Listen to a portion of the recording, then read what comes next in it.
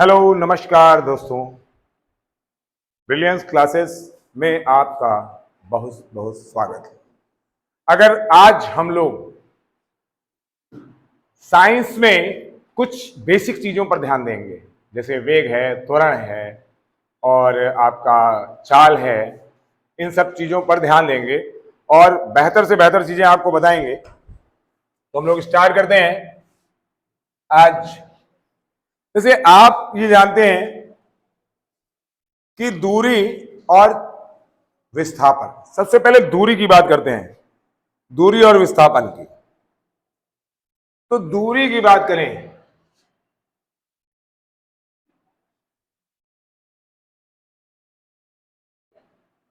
दूरी, देखिए मैं यहां से घूम के इधर गया, इधर से घूमकर इधर गया, ये क्या है? दूरी है। तो ये जितना कवर करेगा यानी द लेंथ कवर्ड, वो क्या हो जाएगा? डिस्टेंस। जो लेंथ कवर हो रही है वो डिस्टेंस है। अब बात आती है विस्थापन क्या है। यानी जैसे कि मान लीजिए यहां से इस जगह पर हैं हम, ये डिस्टेंस हमारा, ये हो गया डिस्टेंस, ये हमारा क्या हो गया? दूरी हो गई। मान लीजिए इधर आपका हम चलते हैं, ये 3 किलोमीटर है और ये 4 किलोमीटर। पहले हम 3 चले, ये 4 चले, तो ये दूरी क्या हो जाएगी? 7 किलोमीटर हो जाएगी। लेकिन जिसका शॉर्टेस्ट डिस्टेंस ये हो गया, ये हमारा 5 किलोमीटर आ रहा है। तो ये हमारा क्या है? ये है विस्थापन। लेकिन किसी चीज के लिए दूरी का होना और किसी चीज के लिए विस्थापन का शून्य होना दो अलग चीजें हैं। क्योंकि कहीं कहीं पर शॉर्टेस्ट डिस्टेंस है ही नहीं। एक हमने ये लिया, यहां पर हम खड़े हुए और ये हम चले आए। अब ये हम आ रहे हैं तो हमारा क्या है? यहां पर तो कुछ नहीं है भाई, यहां पर कुछ भी नहीं है। ये डिस्टेंस, ये, अब बताइए मैं यहां पर था, इस जगह पर था, इस जगह से मैं ऐसे चला और इस जगह पर यहां पर आ गया। अब भाई यहां पर चल के यहीं पर आ गया, ये आपका मान लीजिए ओ पॉइंट है, तो यहां शॉर्टेज डिस्टेंस है ही नहीं, तो मीन्स जीरो है विस्थापन। तो यानी किसी दूरी के लिए विस्थापन शून्य हो सकता है या होता है। एक चीज। अब बात आती है कि त्वरण क्या है। तो पहले चाल, चाल की बात करें, अगर चाल की बात करते हैं तो चाल जो है हमारी, चाल बराबर होता है दूरी बटे समय, यानी speed equal to distance upon time. अब ये जो डिस्टेंस है, जितना भी हमने कवर किया है लेंथ, वो डिस्टेंस हो गया। कितने टाइम में कवर की है, वो टाइम हो गया। तो इसको हम कहेंगे the distance, the length cover, the distance cover by a unit time is called speed. लेकिन अगर हम बात करेंगे वेग की, तो वेग जो है हमारा, ये क्या हो जाएगा? विस्थापन बटे समय। अब क्या है? The displacement bye a unit time is called velocity. अब वेलोसिटी हो गई है। लेकिन अब जब हम एक्सेलरेशन पे आए, त्वरण पे, तो त्वरण पे जब हम आएंगे, ये त्वरण, भाई ये त्वरण पे आ रहे हैं हम, तो त्वरण यानी एक्सेलरेशन, ये क्या होता है? इसको क्या बोलते हैं? एक्सेलरेशन, यानी कि त्वरण। अब एक्सेलरेट कब होता है कोई चीज? सबसे पहले आपको बता दें, इसमें दो चीजें होती है, uniform velocity and final velocity. Uniform velocity जब हम प्रारंभ करते हैं, स्टार्ट करते हैं, प्रारंभिक वेग कहते हैं उसको। और फाइनल वेलोसिटी कुछ समय बाद यानी T time after T second speed जो हमारी आ जाती है, हमारा जो वेग प्राप्त करते हैं उसको फाइनल वेलोसिटी बोलते हैं। अब ये फाइनल वेलोसिटी, यूनिफॉर्म वेलोसिटी, तो हमने यहां क्या कर लिया, तो हमारा ये क्या होता है ए, इसको ए से डिनोट करते हैं delta we upon delta T. लेकिन डेल्टा वी आया कैसे, यानी final velocity minus uniform velocity upon T. और इसी से हमारा फर्स्ट इक्वेशन ऑफ मोशन तैयार होती है, यानी जब a equal to v minus u upon t कर देंगे तो ये at, तो v minus u equal to at, तो अगर v इक्वल टू लेंगे तो माइनस यू को अदर हैंड में ले जाएंगे तो u प्लस at, ये हमारी फर्स्ट इक्वेशन भी इसी से आ जाती है। अब बात होती है जब तक किसी चीज में फोर्स अप्लाई नहीं होता है, when force apply on any body then it produce acceleration।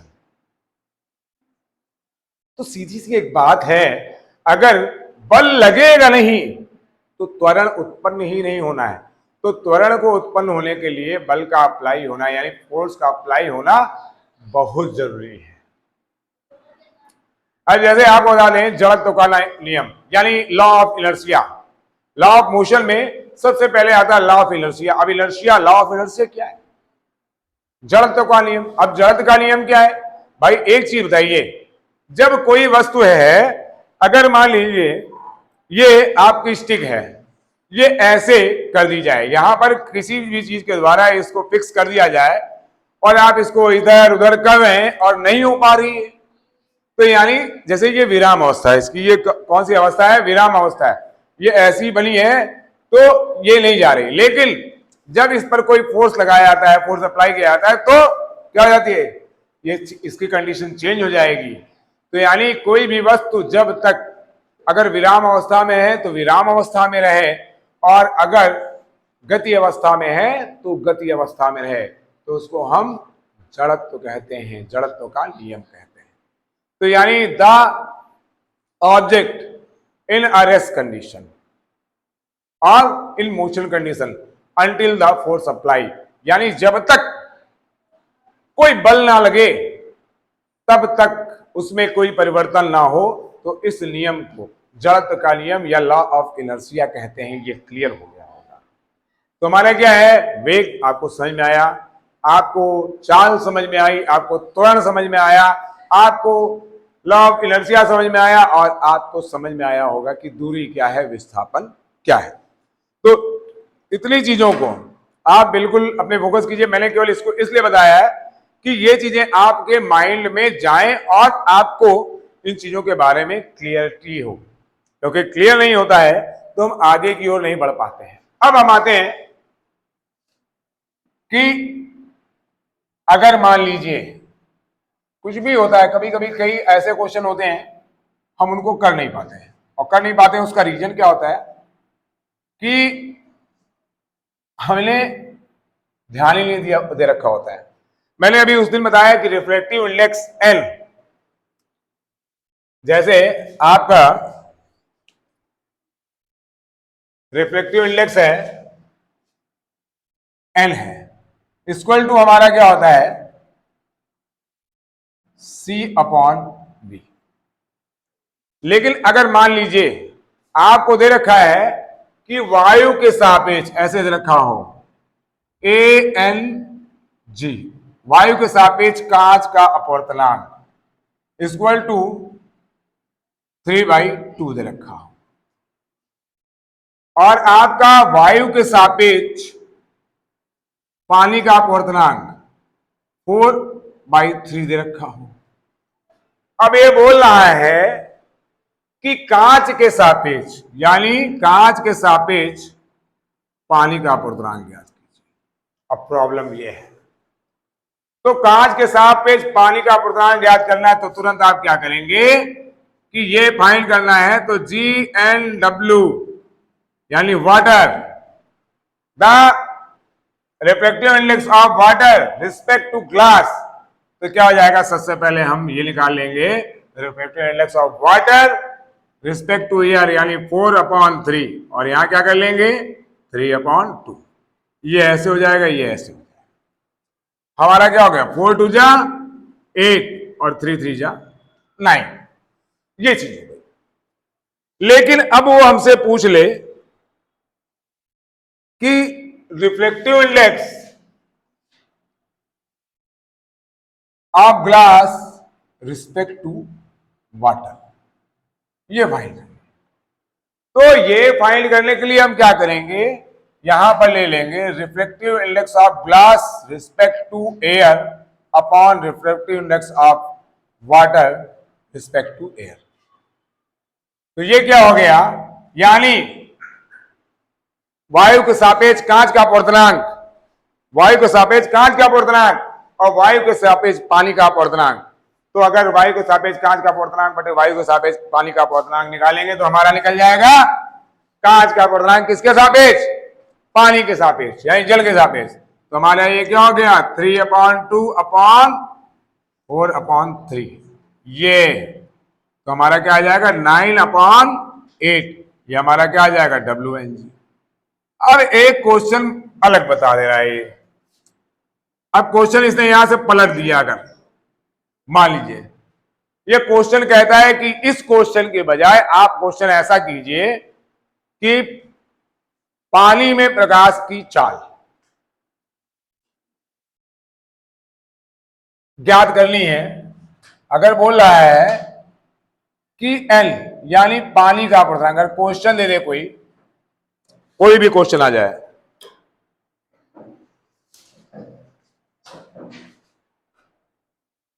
कांच का अपवर्तनांक या वायु के सापेक्ष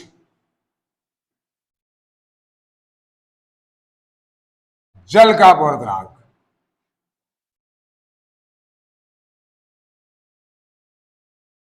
अपवर्तनांक दे रखा हो, आपको दे ले 1 2 दे देता है, ये मान लीजिए 2 कर दे, यानी L = 2। ये और कह रहा है जल में प्रकाश की चाल, जल में प्रकाश की चाल। तो यहां क्या फाइंड करना है, speed of light in water. तो इसके लिए हमारा फार्मूला होता है, इसको हम लेट कर लें, लेट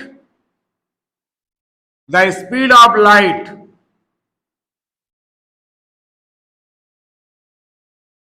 इक्वल टू V। ये हमने लेट कर लिया। अब भाई इसको लेट कर लिया तो हमारा क्या आ गया, फार्मूला ले लें L = C/V। अब फाइंड हमको क्या करना है, V फाइंड करना है, तो V = C/L। अब C क्या है, प्रकाश का वेग वायु में 3 × 10⁸ होता है, 3 × 10⁸/2। अब भाई ये 2 है तो हम क्या कर लेते हैं, 2 1 जा 2, 2 5 जा 10, तो क्या जाएगा 1.5 × 10⁸ मीटर/सेकंड। ये हमारी जल में प्रकाश की चाल आ गई। तो आज बच्चों इतना ही, सारी चीजों को सही से करना है, क्योंकि किसी भी चीज में, और अगर आपको लगता है कहीं पर आपको प्रॉब्लम है, कोई भी समस्या, किसी प्रकार की समस्या हो, तो आप मुझसे पूछ सकते हैं कमेंट द्वारा। और आप लोगों के सहयोग से मैं लगभग 2000 सब्सक्राइबर यानी 2K के लगभग पहुंच चुका हूं, और मेरा टारगेट है कि मैं कम से कम 5000 लोगों तक पहुंचूं। और ये संभव तभी है जब आप मेरे साथ हैं, और आपके साथ होने से मैं इस चीज को विश्वास साथ कह सकता हूं कि मैं आगे जरूर बढ़ूंगा। और नहीं तो एक सामान्य सा व्यक्ति हूं मैं, और आप लोग के सहयोग का आकांक्षी हूं, क्योंकि मैं जानता हूं कि आप अगर हैं तो मैं बेहतर हूं, अगर आप नहीं है, मैं शुरुआत से कहता आया हूं, student is the power of teacher. तो ये पावर मेरे पास है, और मुझे विश्वास है कि ये पावर आगे बनी रहेगी, क्योंकि मैं जिस दिन मेरा ये बेहतर चलने लगा, उस दिन से मैं जो भी ऑफलाइन क्लासेस लेता हूं, तो उसमें मैक्सिमम यानी मिनिमम मनी में मैक्सिमम लोगों को पढ़ाने की कोशिश करूंगा। तो आप लोग चैनल को लाइक करें, कमेंट करें, और अगर सब्सक्राइब नहीं किया तो सब्सक्राइब करें, और अपने उन इष्ट मित्रों को जरूर शेयर करें जो कुछ प्राप्त करना चाहते हो। धन्यवाद।